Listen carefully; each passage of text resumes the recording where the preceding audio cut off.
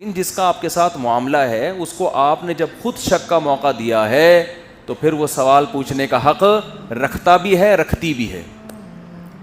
پھر یہ کہنا کہ جی ایسے بہت گھر تباہ ہوئے ہیں, موبائل سے اتنی طلاقیں ہوئی ہیں نا, جو اتنی بدگمانیاں گھروں میں پھیلی ہیں. ایک صاحب کچھ دن پہلے میرے نا موبائل لے کے یوں یوں یوں گھما رہے میرے, میں بیٹھا ہوا ہوں. میں نے کہا بھائی ویڈیو نہ بناؤ, کیونکہ انسان کسی بھی محفل میں بیٹھا ہے, بے تکلف ہو کے بیٹھا ہے, ہر جگہ ویڈیو بنے گی, یہ تو غلط ہے نا. کہہ رہے نہیں میں ویڈیو نہیں بنا رہا. تو میں نے کہا پھر کیمرہ یوں یوں کیوں گھما رہے ہو؟ کہہ رہے نہیں میں پکچر لے رہا ہوں. میں نے کہا دکھاؤ مجھے تو شک ہو رہا ہے کہ آپ ویڈیو بنا رہے ہو. کہہ رہے ہیں کیا مجھ پہ شک کر رہے ہو؟ میں نے کہا بالکل شک کر رہا ہوں میں آپ پہ. میں نے کہا میں بالکل, یعنی مجھ پہ میری زبان پہ اطمینان نہیں. میں نے کہا بالکل بھی آپ کی زبان پہ مجھے اطمینان نہیں ہے, کیونکہ نہ آپ میرے باپ ہو, نہ آپ میرے ماموں ہو جس کو میں بچپن سے جانتا ہوں. بات آ رہی ہے سمجھ میں؟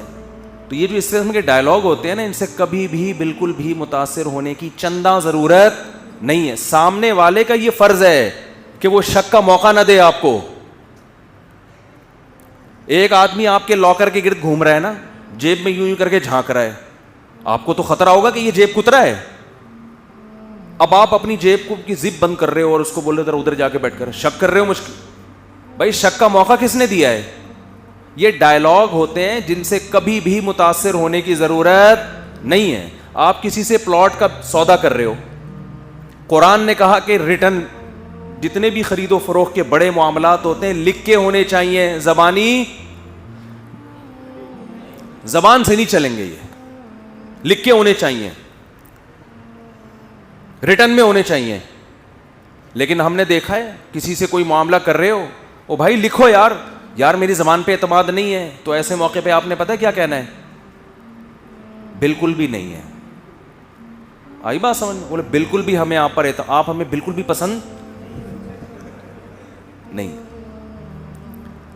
میں نہیں کہہ رہا بیویوں پہ خام خواہ میں شک کرنا شروع کر دیں گھٹیا لوگوں کی طرح, جا کے نا, جیسے بعض سسرال والے دمادوں کے فریج جا کے جھانک رہے ہوتے ہیں کیا کیا رکھا ہوا ہے اندر.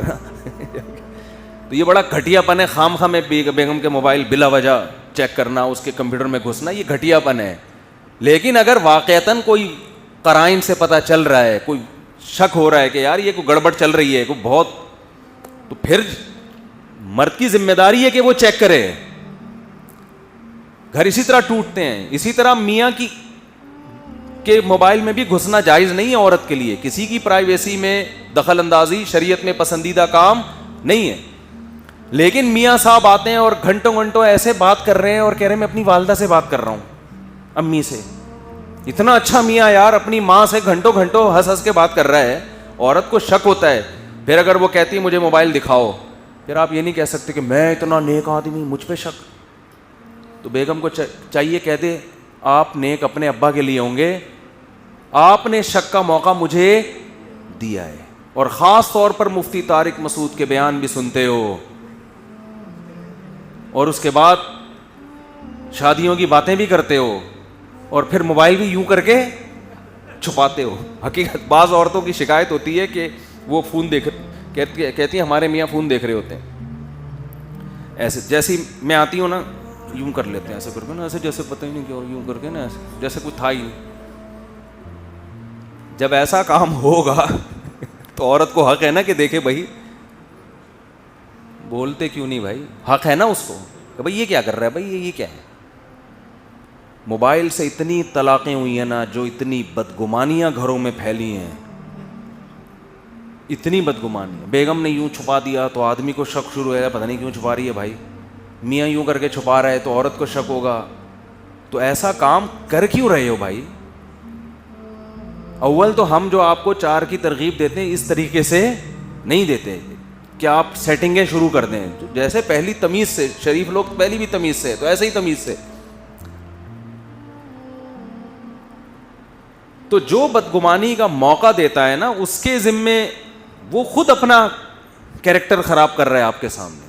خام خواہ میں کسی کو کسی کی تفتیش کی اجازت نہیں ہے, جیبوں میں گھسنے کی, گھروں میں گھسنے کی, موبائلوں میں گھسنے کی, یہ تو بالکل اجازت نہیں ہے. لیکن جس کا آپ کے ساتھ معاملہ ہے اس کو آپ نے جب خود شک کا موقع دیا ہے تو پھر وہ سوال پوچھنے کا حق رکھتا بھی ہے, رکھتی بھی ہے.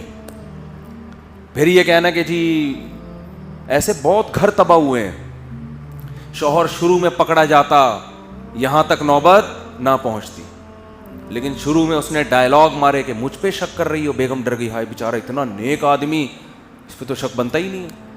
اس طرح میاں نے پکڑا تو کچھ نہیں بھائی, ہم نبی صلی اللہ علیہ وسلم ایک خاتون کے ساتھ تنہائی میں کھڑے ہوئے تھے, وہ آپ کی زوجہ تھیں.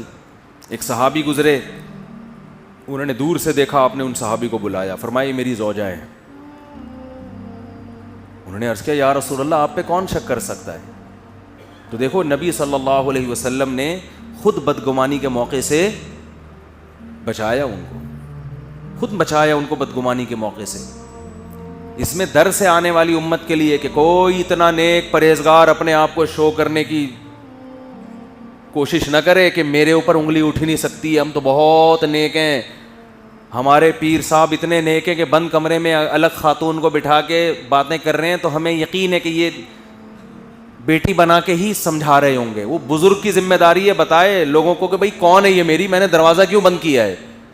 ایسے پیر چل رہے ہیں مارکیٹ میں کہ مریدنی کو دروازہ بند کر کے بٹھایا, اس سے بات چیت کر رہے ہیں, اور جو باقی مرید ہیں ان کو شک کرنے کی اجازت بولو نہیں. ادھر پیغمبر صلی اللہ علیہ وسلم بند کمرے میں نہیں تھے,